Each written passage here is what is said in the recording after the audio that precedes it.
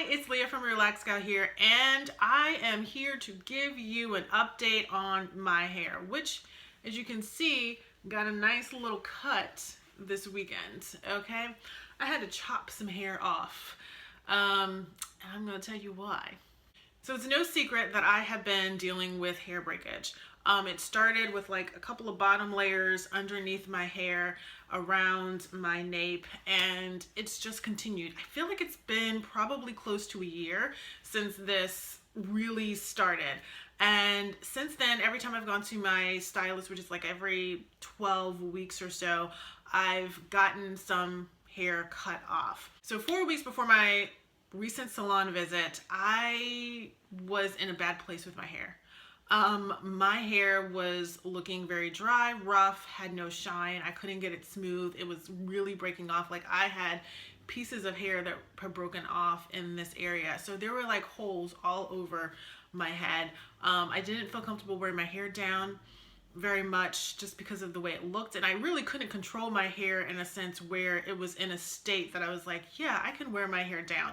And it kind of seemed like it happened somewhat overnight, but as I really thought through it, it's been something that I've been building up, and I was just like, what is going on with my hair? And I got to a place where I really felt like I'm gonna have to big chop.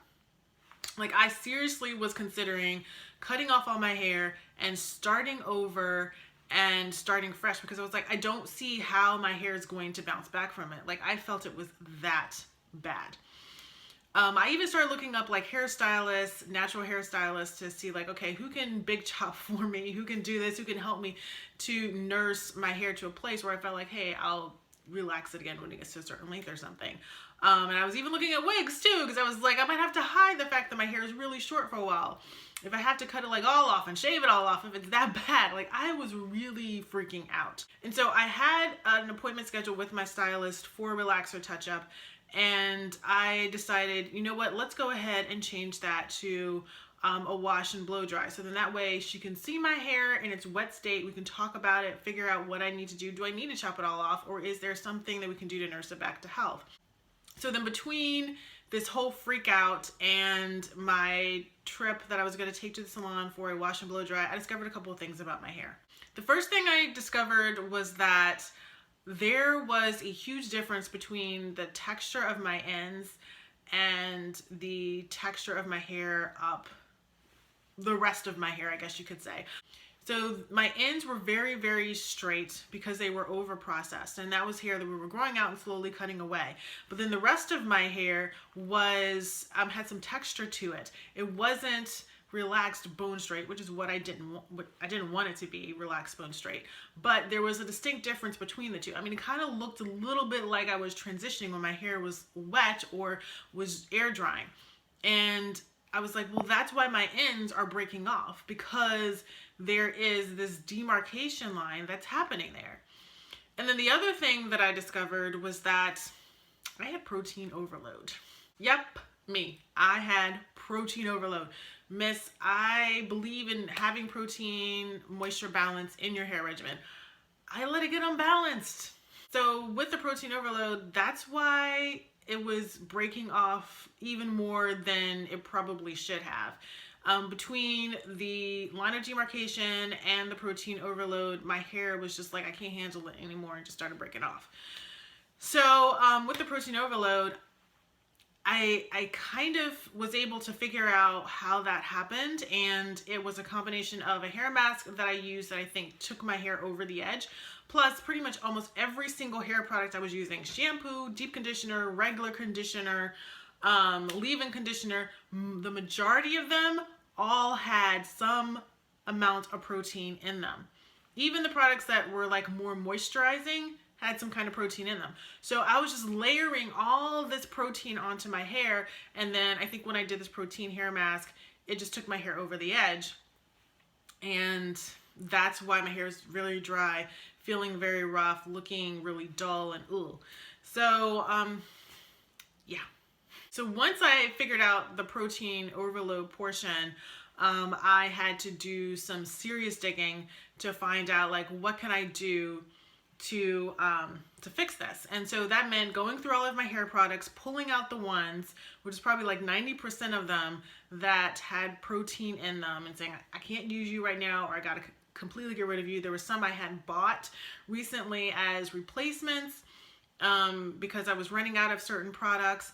I was also going to try some of the products. I looked at ingredients. They had protein in them. I took them back to the store. And then I had to look online to find hair products that had no protein in them. And let me tell you, I don't know how all of you who have protein sensitive hair, who don't want protein in hair products, do it, because pretty much every single hair product out there has some kind of protein in it, including coconut oil, which acts sort of like a protein for hair sometimes. And so I wanted to even avoid coconut oil too. And that is hard because it's in almost every single hair product. Okay. So I finally found a shampoo, a deep conditioner that I could use, and then I found that a couple of my leave-ins that I had, plus a rinse-out conditioner that I was using as a pre-poo, did not have protein in it, and so I could continue to use those.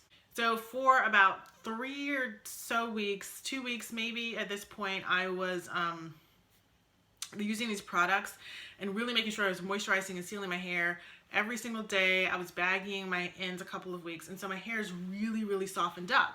So about a couple of weeks after using this non-protein hair regimen, I went to my hairstylist for my wash and blow dry, and we really talked about my hair. We looked through it and saw that there were some areas where my hair was more under processed than it should have been, and we might need to do a little bit of a correction. And then there were others where like the hair is fine, we need to get rid of the ends, we'll need to chop some stuff off. And so washed and blow dried, went about my life for a week, and then came back and got a relaxer touch-up, and the touch-up went really well. When it came down to, she had blow dried me out and was like, okay, now we need to cut the hair. She was like, how much? I was like, well, how much needs to be cut? I had already in my head that we were going to have to cut probably to my shoulder or maybe a little bit shorter. And I was fine with that. I've had chin length hair before in the past. I was like, I can deal with it, and then it will grow back out. And she basically came to like a little like below my shoulder, and I said, just cut it to my shoulder. I was like, just cut it all off. She was like, are you sure? I was like, yes, just cut it. She's one of the few stylists that I've gone to that is not a fan, or I don't know if she's a fan, but she always questions me when I say like, cut that much off. She's like, are you sure you want that much? I'm like, yes, just cut it. Usually the stylist will be like, are you sure you don't want to cut more? She's like the opposite. It's really interesting. My first one like this, but she cut the hair, and as she was cutting, she started talking with me about protein. And it's interesting because I hadn't brought up the protein overload up to her when I had been there for the wash and blow dry. And I don't know, I just didn't think about it, for one thing. And then also, as I was talking about the hair products I was using, she's like heard of none of the brands that I use. She hadn't heard about the microwavable heat cap. I was like, my stylist is so, like, she'll know what's going on about how people take care of their hair at home. So I just didn't bring it up because I was like, well, she don't know about this other stuff. She don't know about that. So I was like, you know, I'm dealing with it. It's totally fine. But then she asked me, do I use a lot of protein on my hair, put a lot of protein on my hair? And I said, well, I found that I do, but not on purpose. I told her that a lot of the products I was using, I found had protein ingredients in it, even though they were talking about moisturizing and hydrating. And she said, yeah, that's sometimes what happens. She said, really need to read your ingredients, and pay attention to what's in there, so then you're not overloading your hair with protein. I was like, yep. And I said, I've already started taking care of that. I'm using products right now that don't have protein in them, and really, you know, softening my hair. And she said, well, I can actually tell there's a difference in your hair from when you were here for your wash and dry last week and today. So what you're doing seems to be working. So I'm like, yay, awesome. So yeah, so it's all cut. I'm still dealing with the protein overload. Trying to get my hair back to that really soft state where it's moisturized. I don't have the dry, dull issues, but it's still a work in progress. I probably will do a video about dealing with protein overload.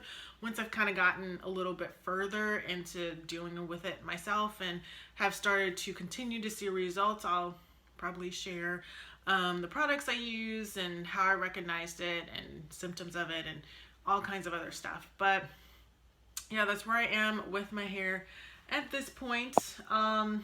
Hopefully I can get my hair back to a place where it looks good long. Because right now I think it looks good. My ends look full and they don't look thin like they had been. But I can still feel like my hair is not as soft as it used to be. So that's something I'm still working on. And hopefully I will get to that place.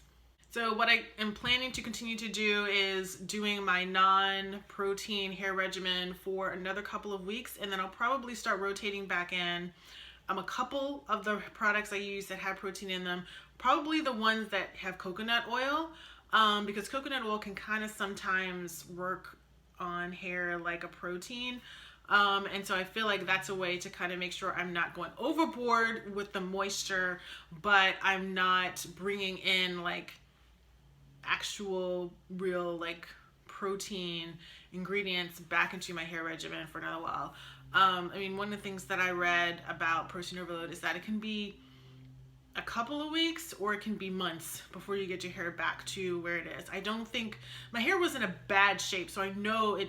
I mean, it's been more than 2 weeks and my hair's not back to how it used to be yet. So I know it's gonna take more than a couple of weeks. So I might be looking at a couple of months before my hair gets anywhere close to where I feel like it needs to be in terms of really feeling moisturized and soft again.